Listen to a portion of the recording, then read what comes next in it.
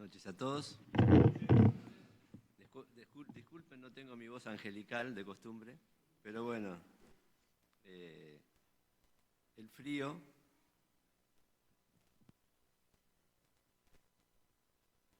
¿es necesario tan cerca? Muy bien.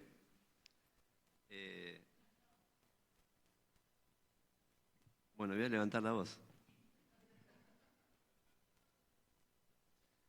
Esto no me sorprende de Mateo, lo conozco hace un tiempo ya. Si alguno no me escucha, me dice, por favor. Bueno, un gusto verlo a Carlos. Le decía, la última vez que estuve acá estaba por Tucumán, creo, no sé. Bueno, ya está acá de nuevo. Un gusto verle con la familia. También me alegra verlo a Jorge, porque hace, por no decir años, hace mucho que estamos orando por él, por Gonzalo, por Diego también, sus hijos. Tenemos a Cristian y a Agustina también por otro lado. Quizás Jorge, yo no sé qué debe pasar por su cabecita. Vino a mi mente antes de entrar al instituto. Yo no quería entrar al instituto. Pero el Señor tiene sus caminos también. Cuando llegué al instituto y me mandaron a un cuarto, que iba a ser donde yo iba a estar durante la semana, yo miraba por la ventana el campo, todo, allá en San Miguel del Monte, y digo, ¿qué hago acá yo? ¿Qué hago acá? Yo capaz que Jorge tiene el mismo pensamiento. ¿Qué hago acá yo? Ahora, nunca pensaste estar acá. No te imaginás si el Señor te abre el corazón y conoces al Señor. Te vas a maravillar. Pero bueno, ya es bueno tenerte con nosotros. Y bueno, oramos para que el Señor realmente pueda hacer esa obra que Él solo puede hacer en el corazón de aquellos que después son sus hijos. Así que adelante. Y bueno, Margarita, ni hablar, Margarita, lo perseverante que ha sido. Bien, la vez pasada hablábamos del tema principal de Gálatas. Volvamos a esta epístola tan práctica, tan interesante. Capítulo 6 de Gálatas. Y hablábamos de que el mensaje principal de Gálatas es la libertad cristiana. Y hay que aprender a vivir en esa libertad que el Señor, como tantas otras cosas, nos ganó. Él ganó la libertad. Nos hizo libres. ¿Se acuerdan lo que dice Juan 8:32? Y conoceréis. Qué hermoso. La ignorancia nos esclaviza, pero la verdad nos hace ver las cosas de otra manera. Y hablamos de los dos extremos, ¿no es cierto?, de la libertad cristiana. Por un lado el legalismo y por otro lado el libertinaje, que hablamos un poquito.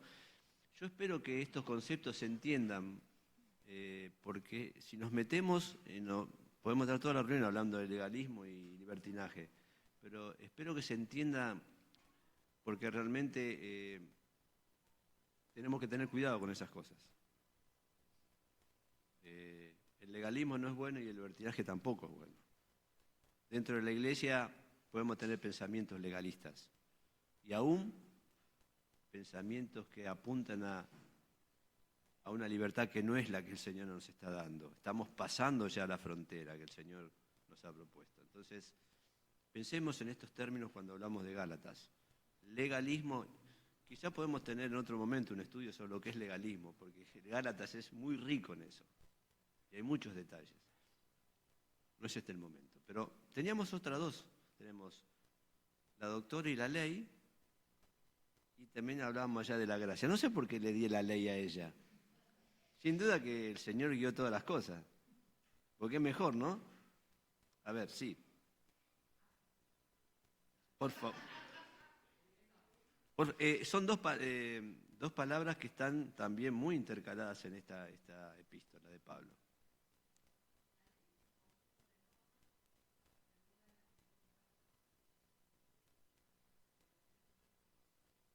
Bien.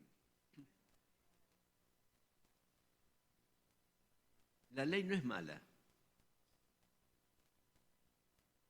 El problema cuando vamos a Gálatas es que ellos que pensaban que por la ley podían ser salvos. Y realmente, como dijo un escritor, la ley fue puesta no para ganar la salvación, sino para demostrarnos que la necesitábamos, la salvación, porque no podíamos cumplirla. Cuando nosotros queremos cumplir la ley nos damos cuenta, cualquier persona que no tiene a Cristo y quiere cumplir la Biblia, se va a frustrar. Ahora, esa frustración y el no poder cumplirla me puede abrir los ojos para buscar a quien me posibilita que la cumpla, que es el Señor. No por mí mismo, sino por el Señor. El Señor, a través de la obra del Espíritu Santo, me puede capacitar para eso, para hacer lo que no puedo. ¿Se entiende? Humanamente no puedo. La ley nunca fue dada para salvar a las almas. Fue agregada para ser transgredida, para llevarnos a Cristo. Dice Gálatas, fue nuestro ayo. ¿Qué significa ayo? Bueno, era la persona, el esclavo que llevaba a los niños al colegio. Nos muestra el camino al Señor. El problema es que había gente que pensaba que de esa manera iba a ser salva. La ley. Y por acá vemos el otro extremo, la otra cara de la moneda. A ver.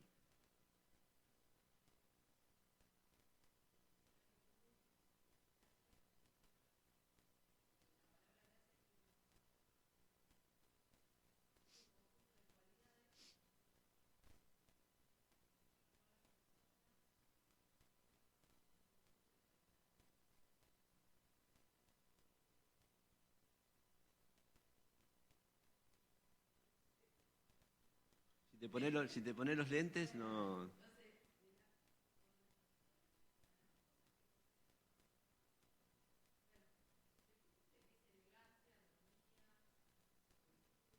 Sí.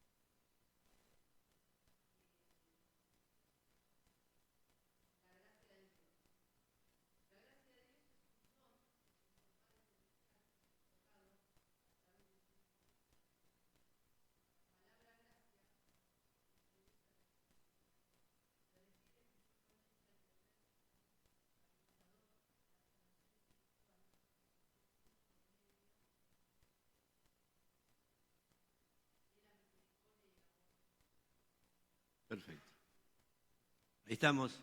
Entonces, la palabra gracia es, como decía nuestra hermana, un favor inmerecido. Y tristemente muchos en este tiempo luchan por recibir algo que Dios ya le dio como un regalo. No hay que hacer nada. Cuando uno regala algo a alguien, no se espera que haga nada, sino que con gratitud lo reciba, nada más.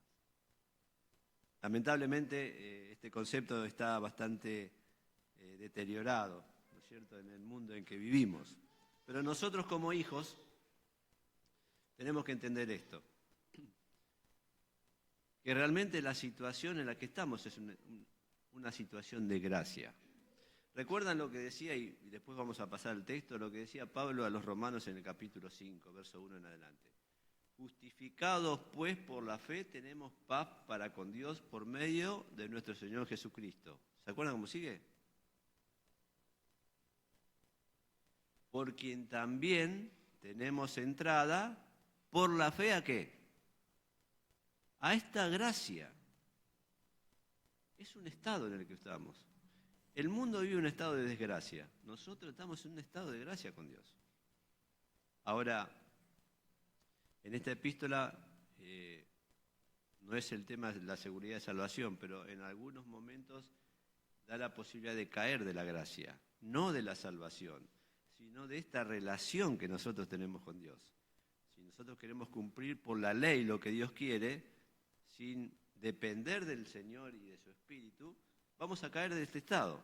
El estado es para depender de Él. Ese es un estado de gracia, lo tenemos constantemente.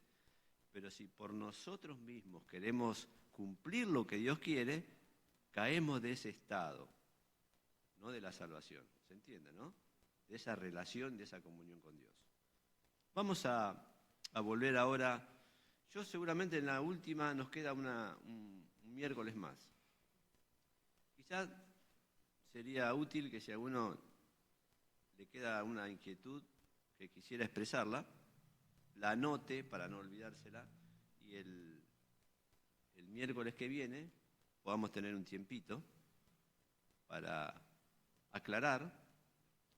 Si la sé, se la voy a aclarar, si no la sé, la voy a buscar y se la voy a aclarar cuando sea necesario. Pero estamos avanzando y son muchas cosas que es importante que tengamos un claro concepto.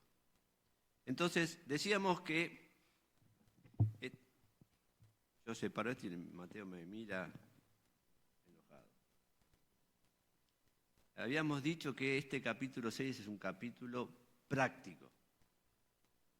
Habíamos comenzado con la primera sección que nos hablaba de la ayuda mutua. Ahí habíamos visto que hay un asedio permanente del pecado. Si alguno fuere sorprendido, ¿recuerdan? También que hay una asistencia precisa. Vosotros que sois espirituales, restáurenlo a ese hermano. Espirituales. También habíamos dicho como tercer punto que hay un autoexamen provechoso. Si alguno se estima que es algo, no siendo nada, a sí mismo se engaña. Por eso decía la importancia de que nos consideremos a nosotros mismos. Es importante que nos conozcamos. ¿Se acuerdan que hablamos de lo que decía el salmista en el Salmo 139? Oh, examíname, pruébame y ve si hay en mí camino de perversidad. Y ve si hay camino de perversidad. Yo no sé si estos versículos los han anotado. Sería bueno anotarlos así al margen. Son versículos que apoyan, digamos, el texto y esta necesidad de conocernos. Que Dios nos conozca para que realmente veamos lo que somos. Nosotros estamos lejos de tener el cuadro completo y ser buenos analistas de nosotros mismos. Recuerden que tenemos un corazón que es engañoso y perverso. La segunda sección que vimos, las primeras dos partes, hablaban de un legado a compartir, que decía que el que es enseñado en la palabra, bueno, retribuya de alguna manera a aquel que le está enseñando lo que ha recibido. Qué importante que haya un ida y vuelta en la enseñanza. Creo que todos aquellos que tienen dentro de la iglesia la gracia de enseñar, no tienen mayor gozo que el ver que los que están recibiendo la enseñanza se la transmiten de nuevo, la han entendido, la han comprendido, tienen algo para compartir. Eso es lo que decía el apóstol, el que es enseñado, comunique, tenga comunión con aquel del cual está recibiendo la enseñanza. También vimos el tema de esta ley a cumplir, la ley de la siembra y la cosecha, de la cual nadie puede escapar. Hablamos de algunos ejemplos, nosotros conocemos algunos ejemplos, por ejemplo David, un caso típico de la ley de la siembra y la cosecha. Sabemos quién fue David, algo maravilloso este hombre de Dios. Sabemos también que tuvo sus debilidades y precisamente al caer en estas situaciones, eso le trajo consecuencias, que las fue cosechando en el tiempo. Sería largo ahora entrar en todo lo que tuvo que vivir David por haber caído en lo que cayó. Entonces, pensemos esto para nosotros. No os engañéis, dice Pablo, Dios no no puede ser burlado, porque todo lo que el hombre sembrare, eso también ha de cosechar. Y lo vemos en la agricultura. Si plantamos una semilla de naranja, no vamos a sacar melones. Si nuestras obras no son agradables a Dios, evidentemente eso a futuro va a producir una cosecha que está en la soberanía de Dios. Eso ya no lo manejamos nosotros. Por eso es bueno ser fiel a Dios, obediente a Dios, porque cuando Dios comienza a moverse ya no se lo puede detener a Dios. Y recuerden lo que lloró David para dar vuelta la situación, y Dios, cuando su mano de gobierno se mueve, no hay quien la detenga. Por eso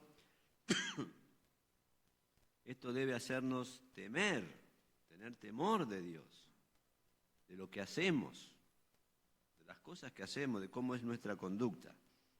Y nos faltaba allí una parte de la segunda sección, que es un límite a considerar. Allí el apóstol Pablo dice en el verso 9, no nos cansemos pues de hacer bien, que a su tiempo segaremos si no hubiéramos desmayado. Verso 10 dice, así que entre tanto que tenemos tiempo, hagamos bien a todos y mayormente a los de la familia de la fe. Sin duda, estamos viviendo momentos donde muchas veces aparece este cansancio. Estamos como sembradores constantemente haciendo y buscamos hacer obras de bien, ¿verdad? Ahora, ante la maldad, que ya está completamente desenfrenada, ya no hay límite para ello, puede ocurrir que podamos entrar en un tiempo de desmayo espiritual, de cansancio, de fatiga. Esto aparece allí en Lucas 18:1. ¿Se acuerdan cuando dice que el Señor Jesús les refirió una parábola sobre la necesidad de orar siempre y no cansarnos? La palabra es y no desmayar. Y luego hace esa hermosa parábola de la viuda y el juez, ¿no es cierto? Que para sacársela de encima le contestó por ser tan inoportuna y aún pesada, le concedió lo que esta viuda le pedía. Y la idea es, ¿qué más Dios? Quien dio su vida por nosotros, no va a estar dispuesto a concedernos, con lo bueno que es, aquellas cosas que están en nuestro corazón y las exponemos delante de Él, pero con perseverancia, con constancia. Allí aparece esa palabrita cansarse también. Podemos cansarnos de orar. Muchas veces, hoy creo que en un momento lo expresaba Horacio, debemos depender del Espíritu Santo para pedir como conviene. Y también debemos orientarnos con la palabra de Dios porque allí está su voluntad. Dios quiere que oremos conforme a su palabra. Eso es lo que el Espíritu Santo ha de traer a nuestra mente y a nuestro corazón para exponer delante de Dios. Dios quiere contestar su voluntad en nosotros, no lo que nosotros queremos o lo que quizás nos gusta. Por eso, cuanto más palabra de Dios, más Biblia va a haber en nuestras oraciones y Dios va a ser más proclive a contestar lo que le pedimos. Entonces, la importancia de la constancia, ¿no es cierto? A esto debemos comprender de que humanamente tenemos límites. El cansancio es muchas veces tiene relación directa con nuestra dependencia de Dios.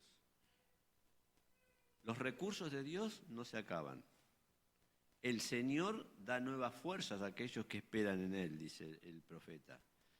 Pero muchas veces, al pasar el tiempo y no recibir lo que deseamos o lo que pensamos que Dios quiere que pongamos delante de Él, solemos comenzar a aflojar.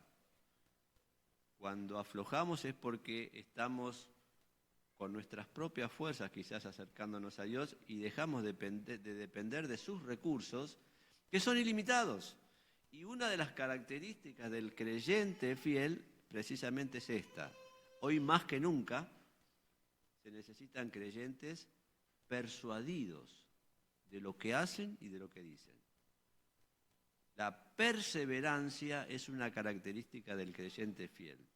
Cuando aflojamos, es muy posible que comience a ser parte de nuestra vida la energía natural y dejamos de lado la energía que procede de Dios. Entonces, Pablo dice, no nos cansemos de hacer bien porque a su tiempo segaremos si no desmayamos. Aquí Pablo utiliza para la palabra tiempo un concepto. Hay dos palabras que se utilizan para tiempo en la Biblia. Uno es la que tiene que ver con Cronos, que era un dios tirano, no vamos a entrar en la mitología griega, que tiene que ver con la duración del tiempo. Pero hay otra palabra que es la que Pablo utiliza acá, que es la palabra que implica calidad de tiempo, o el tiempo oportuno para las cosas.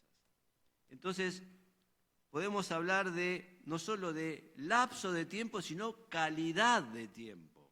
Esto lo vemos, por ejemplo, para que se hagan una idea, en Lucas 10, 38 al 42, cuando habla de la experiencia de Marta y de María. ¿Qué pasó en ese encuentro del Señor Jesús con estas dos mujeres? María fue muy oportuna. Marta estaba afanada con los quehaceres. Alguien tenía que hacerlo, ¿no? Pero la que fue oportuna fue María. Ese fue un tiempo, dice, ella ha hecho lo necesario, le ha hecho la buena parte, la que no le será quitada. Entonces, el tiempo de María fue este tiempo que implica calidad, el tiempo del Señor, el tiempo oportuno. El Señor lo dijo en su ministerio terrenal en muchas oportunidades. Allí ustedes lo tienen en el apunte, en Juan 7:6, y le puse otros versículos. El Señor le decía a sus discípulos muchas veces, mi tiempo aún no ha llegado, mas vuestro tiempo siempre está presto. Ustedes saben muy bien que la vida del Señor tenía un reloj. Y ese reloj se respetó a rajatabla. Si no, el Señor no hubiera podido escapar de muchos de los momentos que Él vivió, especialmente con todos los enemigos, los más acérrimos a su alrededor. Él pasaba delante de ellos porque había un tiempo marcado, el tiempo oportuno del Padre para con Él. Él tenía que morir en un momento oportuno. Había cosas que la palabra de Dios tenían que cumplirse en su vida, pero iba a llegar la consumación cuando Él lo hiciera en el momento oportuno, cuando Él dijo, consumado es. Por eso nosotros tenemos que aprender a utilizar estos momentos oportunos. Y Dios nos los ha de dar mientras caminamos en la vida cristiana. Por eso, fíjense que al final de la hoja dice que el tiempo oportuno es la oportunidad dada por Dios que se ofrece en un momento específico en el tiempo. Y estamos en estos tiempos difíciles ahora y tenemos que aprovecharlos porque esos momentos dejan marcas, esos momentos hacen la diferencia en nuestra vida y en nuestro servicio al Señor. Por eso termina diciendo este versículo, así que según tengamos tiempo, oportunidades, hagamos bien a todos, mayormente a nuestros hermanos. ¿Cuántas cosas podemos hacer y ser de bendición a nuestros hermanos? Una oración, una comunicación telefónica, un versículo, un tiempo juntos, una actitud cristiana, cosas oportunas, cosas que hacen diferencia para nosotros y especialmente para aquellos que son los receptores. Termina allí dos énfasis que hace el pasaje. Fíjense, en primer lugar enfatiza lo espiritual y en segundo lugar enfatiza lo individual. Vemos allí, verso 1, si alguno, verso 3, el que se cree, verso 4, cada uno someta, verso 5, cada uno llevará su propia carga, verso 6, el que es enseñado, verso 8, el que siembra. Hay un énfasis individual, aunque sin duda se refiere a toda la congregación. El tiempo del Señor, el tiempo oportuno. La tercera sección, que vamos a ver la primera parte nada más, por una cuestión de tiempo, vamos a leer, comienza así a partir del verso 11, y esta nos lleva a un tema central, que es la cruz, y la obra de la cruz. Y yo lo he hablado en varias oportunidades, pero si entendemos lo que pasó en ese lugar, en esa cruz, un gran porcentaje de la vida cristiana estaría resuelto, y no todo. No digo todo porque hay un proceso en la vida cristiana. Y evidentemente el Señor nos va llevando por distintas circunstancias para moldearnos. Pero hay hechos que ocurrieron allí en la cruz que son instantáneos para el creyente.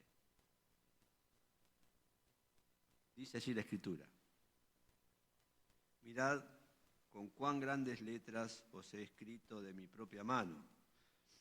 Todos los que quieren agradar en la carne, estos os constriñen a que os circuncidéis, solamente que no padezcáis persecución por la cruz de Cristo.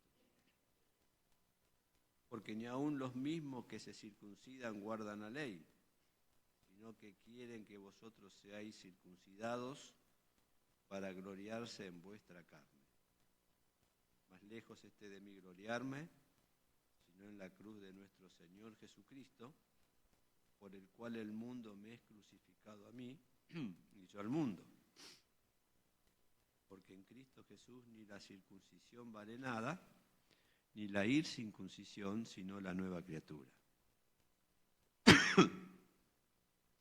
Y todos los que anduvieren conforme a esta regla, paz sobre ellos y misericordia. Perdón.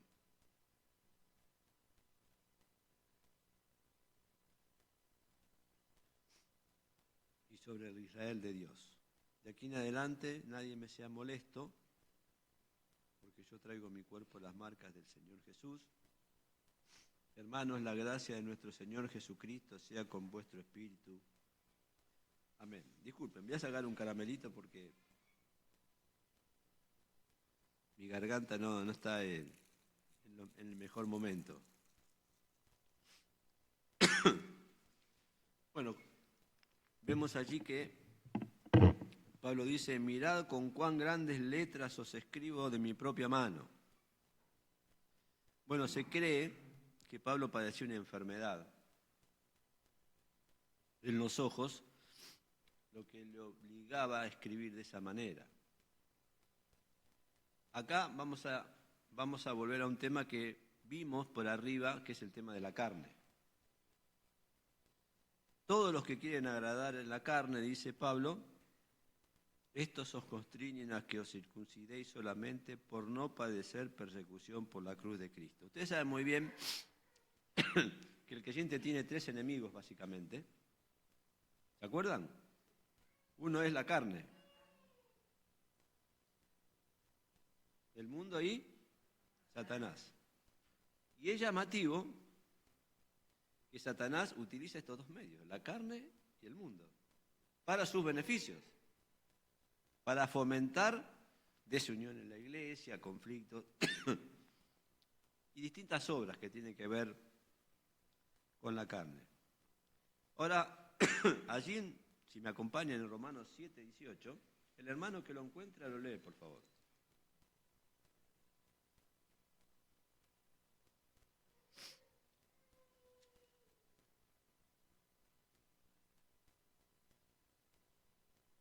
(7:18).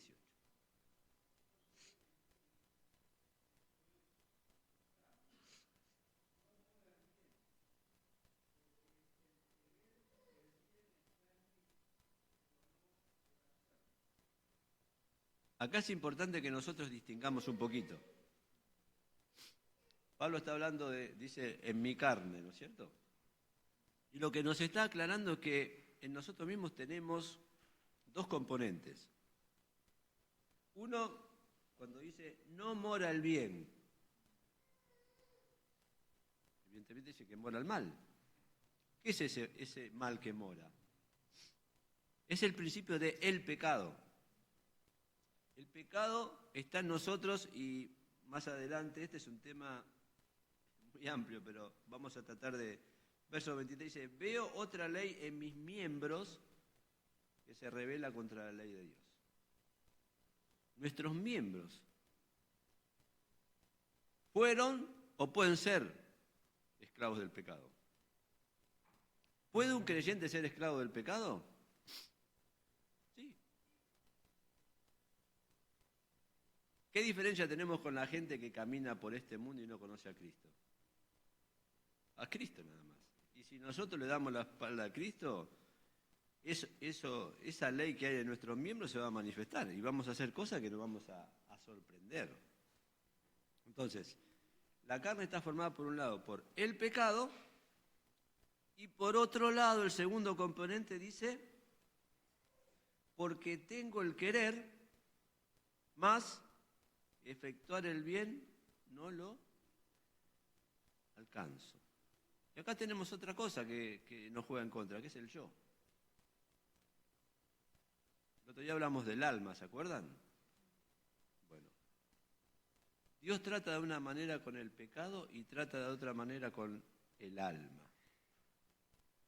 Quizá en otro momento, con tiempo, podamos reunirnos para comprender, porque a veces no tenemos el antídoto que Dios tiene para nosotros. Dios trata con el pecado en un momento determinado y con el alma es todo un proceso. ¿Se acuerdan que hablamos de nuestros deseos?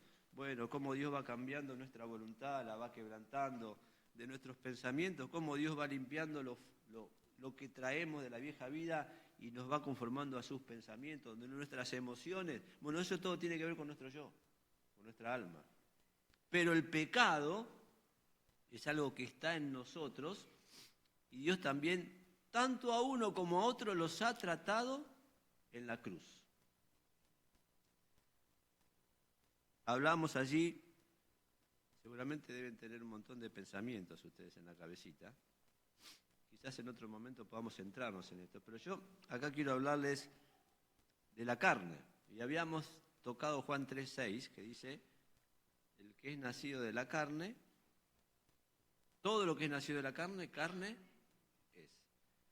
Somos carnales no porque aprendemos a hacerlo, somos carnales, dice la Biblia, por nacimiento.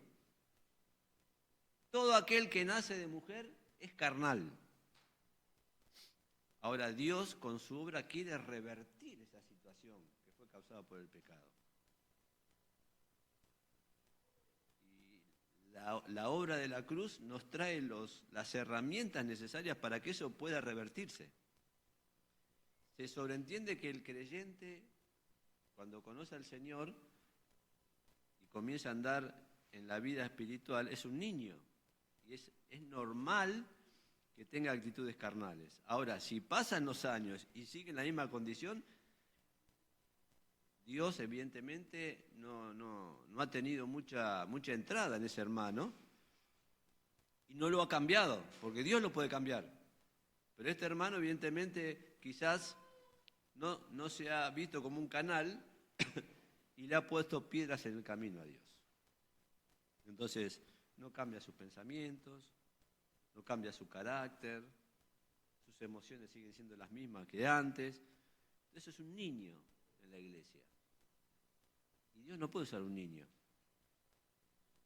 ¿Se acuerdan que Pablo le dijo a los corintios? No puede hablarlos como espirituales, sino como carnales, a niños en Cristo. Necesitamos avanzar, necesitamos crecer en las cosas de Dios, en las cosas más profundas de Dios, pero eso no lo puede hacer un niño. El niño tiene que crecer, fortalecerse y llegar a una madurez. Y a partir de allí va a tener la posibilidad de ser enseñado por Dios las cosas más profundas. Entonces, Lo que es nacido de la carne, carne es. Somos carnales por nacimiento, no por experiencia. ¿Se entiende? Es muy, muy distinto, ¿eh? No aprendemos a ser carnales, lo somos. En segundo lugar, Juan 6:63 dice, el Espíritu es el que da vida, la carne para nada aprovecha. Este es un absoluto de Dios. Otro absoluto de Dios, Pablo lo dijo allí en Filipenses 4:3 y me van a entender. Todo lo puedo en Cristo que me fortalece, todo lo puedo en Cristo. La carne para nada aprovecha. Entonces, ¿qué necesidad tenemos de crecer y salir de esa situación carnal? Porque no sirve. Dios no la quiere, no la recibe. Es más, también la juzgó en la cruz a la carne. En la cruz juzgó al mundo, a la carne y a Satanás, a los tres. Miren si fue abarcatoria la obra de la cruz. Los tres están juzgados en la cruz. Fueron vencidos en la cruz. La carne también entre ellos.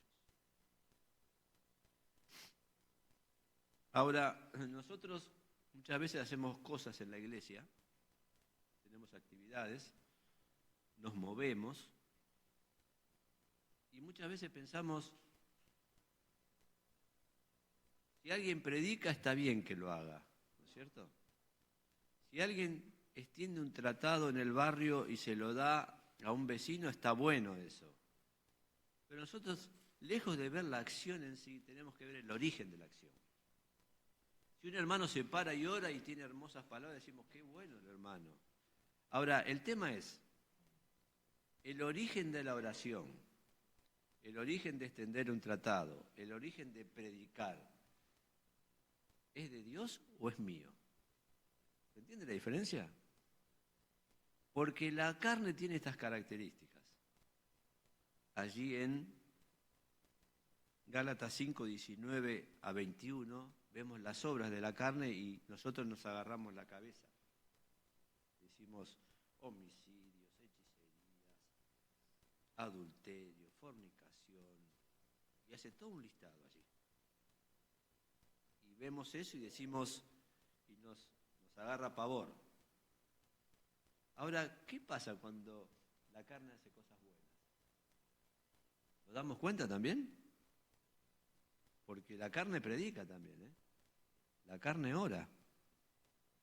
La carne es una obra que a todos los ojos es buena, dan un folleto. Pero ¿dónde está el origen de eso? ¿Lo hago para qué lo hago? ¿Para ser observado, para ser adulado, para ser palmeado, para que vean qué buena oratoria tengo? ¿O el origen está en Dios mismo? Por eso voy a predicar, por eso voy a extender un folleto, por eso voy a orar, no es para mí. No es para que hablen bien de mí. ¿Se entiende? Entonces, la carne es muy sutil. Porque hace cosas muy desagradables a los ojos de todos, pero también puede hacer cosas, entre comillas, que son buenas. Parecen buenas dentro de la congregación. Los hermanos las hacen. Pero el problema está en el origen. No en la acción misma, sino ¿qué originó esa acción? Eso era una experiencia normal de los fariseos. Hay un versículo allí, en Gálatas 3:3, que dice, ¿tan necios sois? Habiendo comenzado por el Espíritu, ¿ahora vais a acabar por la carne? ¿Se dan cuenta? El origen, una cosa que esté originada en el Espíritu de Dios. Y la gran diferencia es que la carne glorifica al hombre. El Espíritu glorifica a Dios. Y hemos de diferenciar grandemente esto. Una cosa es que una acción mía glorifique a Dios. Y otra cosa es que me glorifique a mí mismo. Me ensalce a mí. ¿Se entiende la diferencia, no es cierto? Entonces, Pablo decía, todos los que quieren agradar en la carne. Y acá ustedes conocen muy bien, seguramente el tema de la circuncisión. Como había judaizantes, miembros del pueblo de Israel, la circuncisión era un tema a tocar. Era una señal de un pacto, ¿no es cierto?, en aquel tiempo. Hay en Gálatas, en el capítulo 5, al final, si me acompañan, algo que quiero que leamos juntos. Gálatas 5, 24.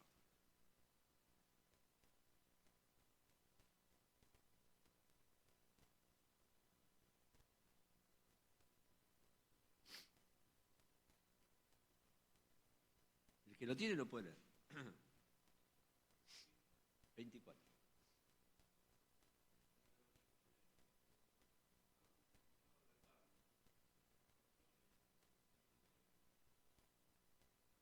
¿Qué dice ahí? ¿Quiénes son los que son de Cristo? Los que hemos creído.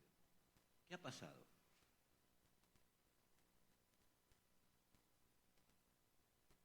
Vamos a tratar de... La Biblia se analiza literalmente y cada cosa de la Biblia tiene sus verbos, dice, ¿han qué? Crucificado. ¿Qué tiempo es ese? ¿Pero qué tiempo? ¿Presente, pasado, futuro? No. Significa que lo que está refiriendo Pablo es a un hecho pasado. O sea que es el mismo momento donde el Señor Jesús fue crucificado. Fíjense, y crucificar significa que algo queda allí sin movimiento. El que estaba crucificado no se podía mover.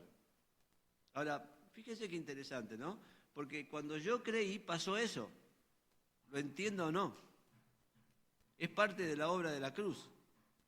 Entonces, cuando yo creí, significa que cuando Cristo murió, me incluyó a mí en su muerte. Por eso dice que los que son de Cristo han crucificado. De hecho, pasó eso, es un hecho histórico, pero es importante que yo lo crea. No vamos a obtener ninguna victoria si no apropiamos por la fe lo que el Señor hizo en ese lugar.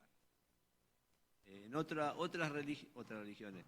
Las religiones del mundo andan con una cruz, se cuelgan una cruz, y eso a nosotros no nos hace nada, no sirve. Pero lo que pasó allí con el Señor Jesús es la gran posibilidad para que yo hoy, en el año 2022, pueda tener una vida de victoria. Ahora, esto yo lo tengo que pensar. Cuando Cristo murió, cuando los hermanos se bautizaron, ¿se acuerdan? ¿Cuándo se bautizaron? Bueno, ¿qué pasó? ¿De qué? ¿Con quién? Ajá. Bueno, eso pasó, nos identificamos, ¿no es cierto? Ahora, esto es lo mismo.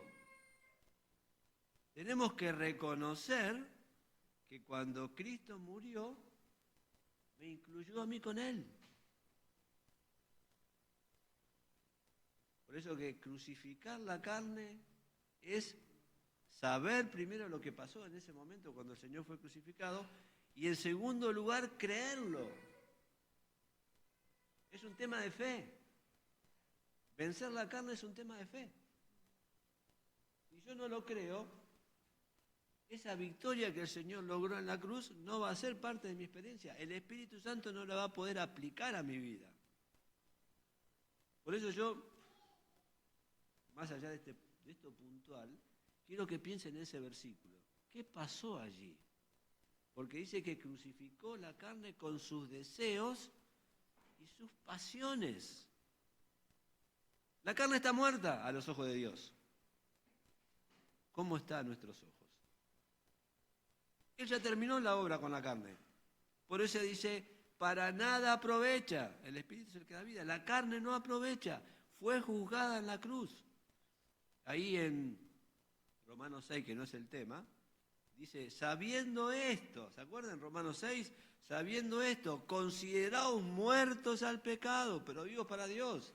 Presentaos a Dios como vivos entre los muertos. Presentad vuestros miembros como miembros para la santificación. O sea que hay una actitud nuestra respecto de lo que Cristo hizo. ¿Para qué? Para beneficiarnos. ¿Ustedes se imaginan qué triste sería que fuéramos salvos y fuéramos impotentes contra la carne?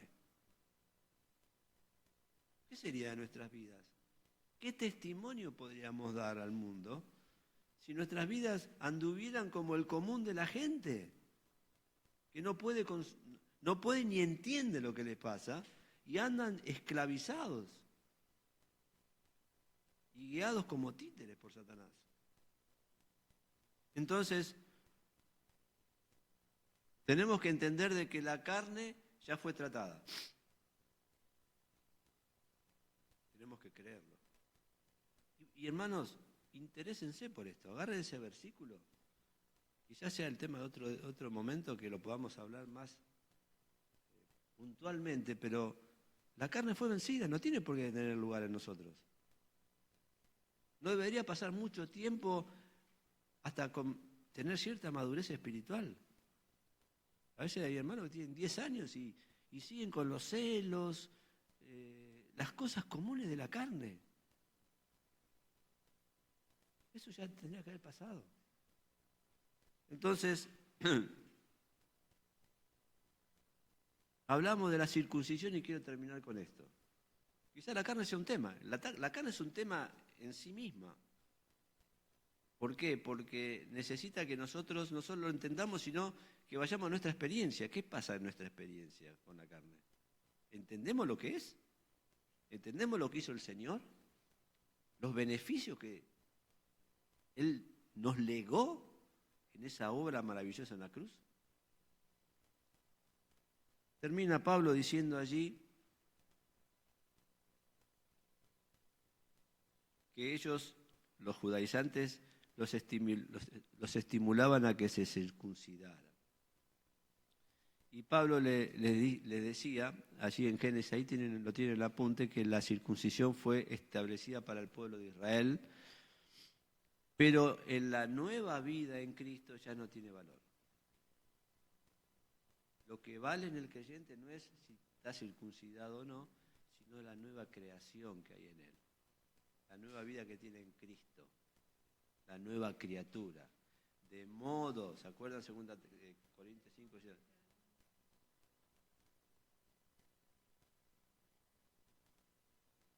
Muy bien.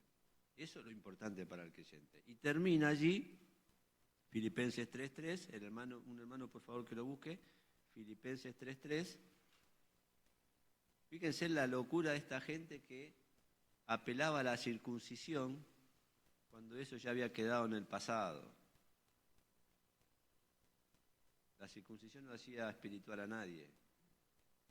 ¿Qué dice Filipenses 3:3?